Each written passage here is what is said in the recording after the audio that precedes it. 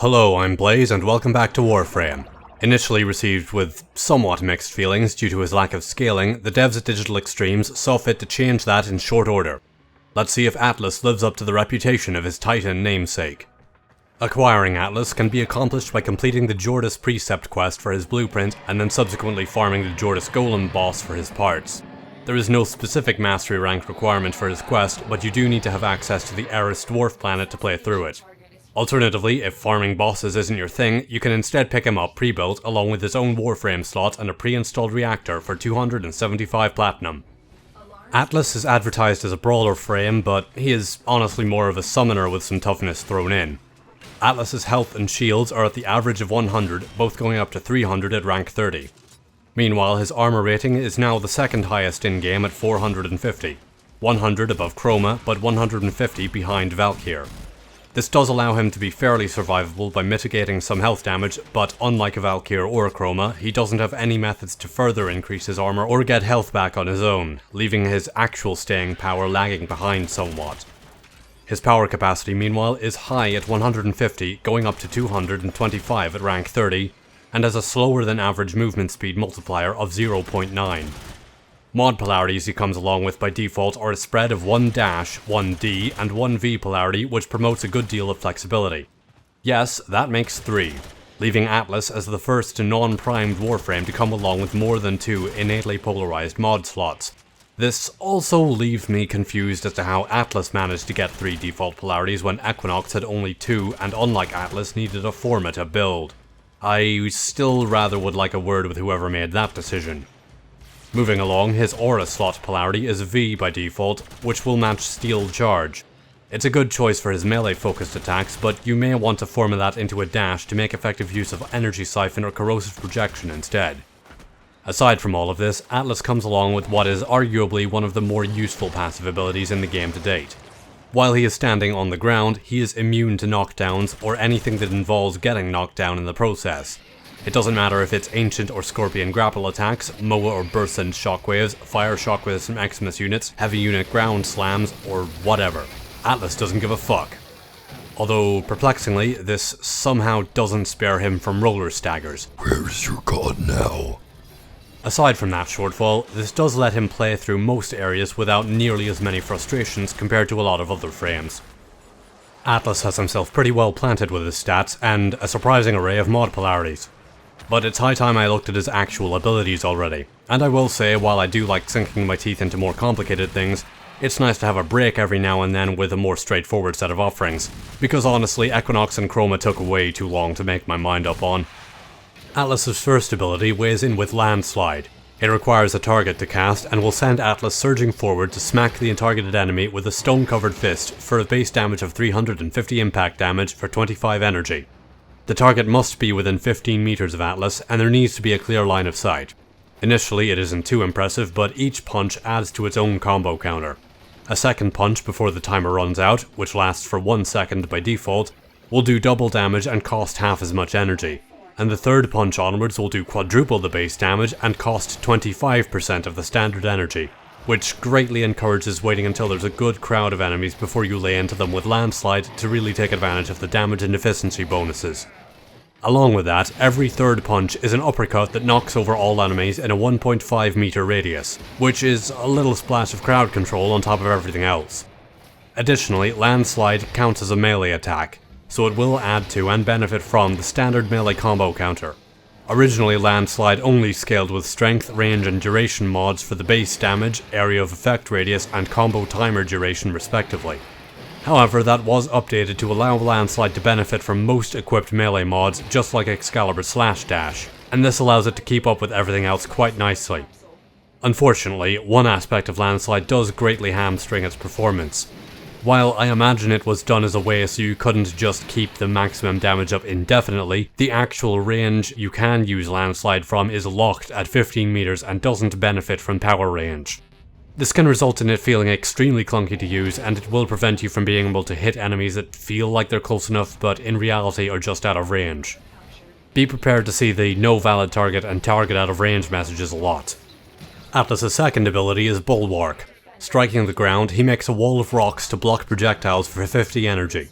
Pretty crude and of limited use due to not being terribly big, but it works.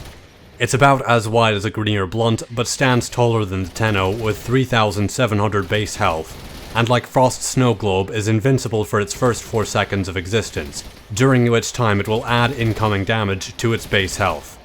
Originally this didn't happen and left the Bulwark rather fragile, but it was given this chance to allow it to scale up better. Activating the ability for a second time at no additional cost will cause the Bulwark to compact into a giant boulder and will roll in the direction of the player's point of aim upon sending it rolling. The rolling boulder does 600 damage to enemies caught in its path and subsequently explodes after either travelling 16 meters or hitting an environmental object, dealing a further 500 damage to enemies within a 5 meter radius. It also seems like enemies caught in its path get dragged along with the boulder for further damage, which I must say is fairly comical. The Bulwark wall's health is affected by power strength and Warframe armour mods, and power range mods will affect the final explosion radius but not the boulder's travel distance. This again leaves it falling a bit short, as 16 meters really isn't a terribly long range, but I suppose the boulder's offensive capabilities are limited anyway. In terms of defensive utility, the Bulwark can serve as decent cover in its choke point or to block off a mobile defense terminal, but its greatest use is an obstruction for blocking enemies' paths. It can be utilized to prevent enemies from interacting with interception capture terminals, leaving their options more limited or giving you some warning through the Bulwark's health indicator on the power bar. Or you can use it to block off a door or passage that enemies need to come through. It has also been made that players have no collision with the Bulwark. This is good because some players were less than cooperative and used them to disrupt progress by blocking off required paths, resulting in not being able to finish a mission. However, its hitbox seems a little wider than the actual model, which can result in trying to shoot an enemy by peeking around the edge and not being able to, as the game considers the Bulwark to be a little bit wider than it actually is. Which is pretty annoying and can leave it a little awkward to work around. Aside from that, the Bulwark is functional enough, but it's probably the least exciting of his abilities simply due to the fact that the Bulwark is rather narrow. When it comes to making a shield, Volt is still king in most cases. Atlas's third ability is Petrify, and is a rather surprising addition of hard crowd control on what is supposedly a brawler frame. It works similarly to Chroma's Spectral Scream in that Atlas holsters his weapons and walks slowly while channeling his stone gaze, though you may still roll to travel more quickly, but unlike Spectral Scream is actually good. Petrify may be activated for 15 energy and then costs 3 energy per second to channel. The base range is 14 meters, kind of an odd number, usually these things come in 5 meter increments, and affects a cone of a 60-degree field of view in front of him. Enemies caught in the cone are initially staggered and are then gradually turned to stone. The rate at which this happens is 0.75 at close range and drops off as the target's distance from Atlas increases. As this process continues, enemies caught under his gaze will gradually slow down and finally become encased in rock for 20 seconds. The stone rate scales with power strength, although the stone rate is hard capped at 1.0, cone length is affected by power range, and petrification duration is affected by power duration, as is the energy drain per second while channeling. This leaves Petrify as being surprisingly powerful, even though it is limited to your facing direction. Leaving enemies completely immobile for 20 seconds at its default is already quite substantial, and the cone range can be increased to almost 33 meters, which is also quite substantial. It is worth noting that heavy units, like heavy gunners and bombards, will turn to stone more slowly than other lighter units, but even so, Petrify basically allows Atlas to completely lock an area down. And even without turning enemies to stone, the initial stagger and gradual slowdown itself is a great help to teammates. I feel that you could probably just build him around this one ability and call it a day. Finally, Atlas's fourth ability is Rumblers. This is where the summoner frame thing I mentioned comes in. Striking the ground, Atlas summons a pair of stone golems to draw fire and attack enemies with either melee strikes or throwing stones at high velocity. Each Rumbler by default has 1200 health, 500 armor, and a movement speed of 1 meter per second. Rumbler strikes deal 500 base damage and staggers targets on hit, and they persist for 45 seconds after summoning. They also explode when they're dismissed by pressing the ability key a second time or if Atlas becomes incapacitated, dealing 1250 damage to enemies within a 6 meter radius. However, they will not explode if they themselves die or simply have the ability duration run out. These guys are actually pretty handy in a lot of cases. They can serve as additional targets and actually become fairly tough when modded for, and provide some support by damaging and staggering enemies besides.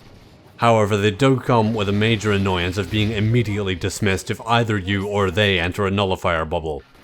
This wouldn't be so bad if their AI actually knew to avoid those bubbles, but they absolutely do not. But that might just be confirmation bias on my part. So against high-level Corpus or in Tower 3 or Tower 4 Void missions, I consider them wasted energy if a nullifier is anywhere nearby or one spawns after you bring them out. It's pretty dumb. If it weren't for that though, they would be pretty great. And they do still do some good work in Grenier and Infested missions at least. Plus, as a little side detail, their physical size scales with power strength. So you can have a pair of walking mountains for buddies, or little Clem-sized companions, or anything in between. It's pretty great.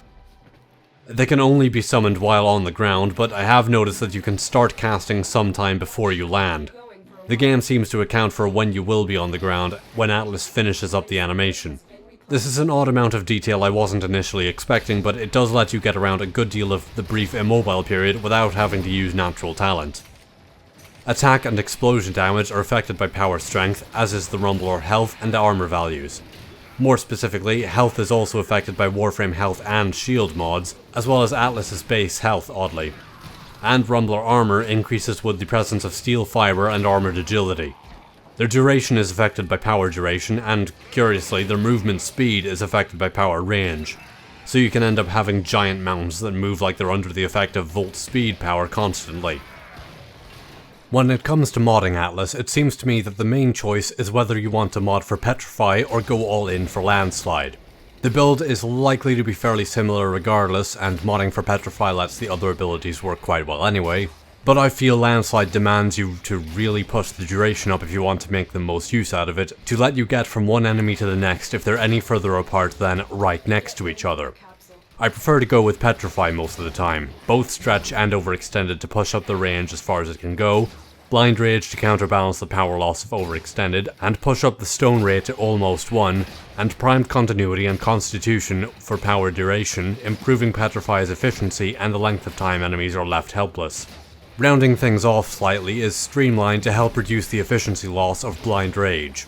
This does leave Atlas with lowered efficiency for most other abilities, but as this focuses on Petrify it works out, and the other abilities aren't out of the question if they are needed. As for a Landslide build, I basically just swap Overextended for a rank 7 Narrow-Minded. This gives a slight range decrease, but nothing to really worry about too much.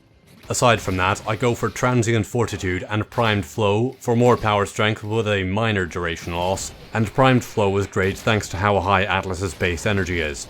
You can go with Intensify instead for more duration as well, but I liked it this way around better. His high armor and energy ratings also mean a quick thinking build might work, but I tend to not use that on anything but Trinity. Trinity has an instant heal with major damage reduction, and no other frame really has that going for them. For that matter, Atlas doesn't really have either. Try it out if you like, but as far as I'm concerned, the quick thinking mod's tendency to cause a stagger on getting hit causes more deaths than it saves.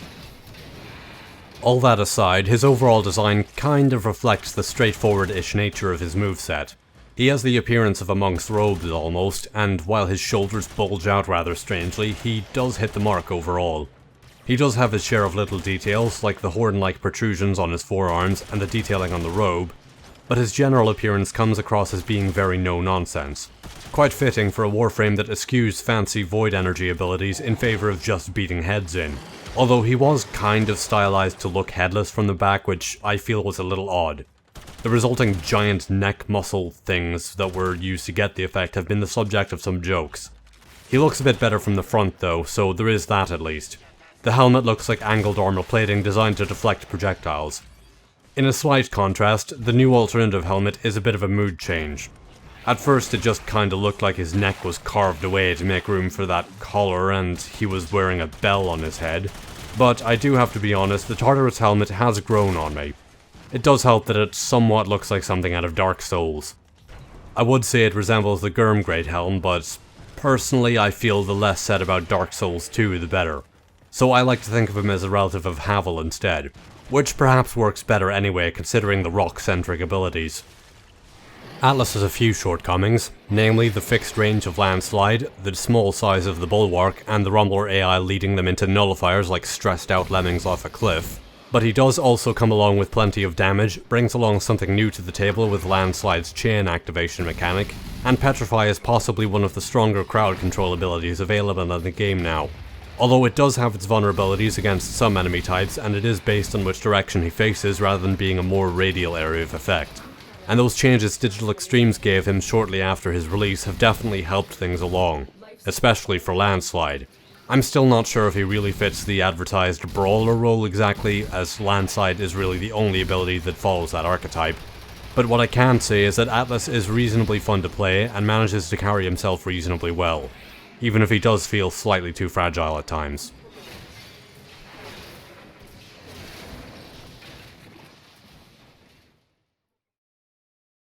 Thank you for watching my look at Atlas. All comments are appreciated, and I hope to see you around next time. For other Warframe reviews, feel free to click down below to check out my look at Equinox, or instead check out what I think about the Sonic Energy Blaster sidearm. And as always, good luck, have fun, and take care.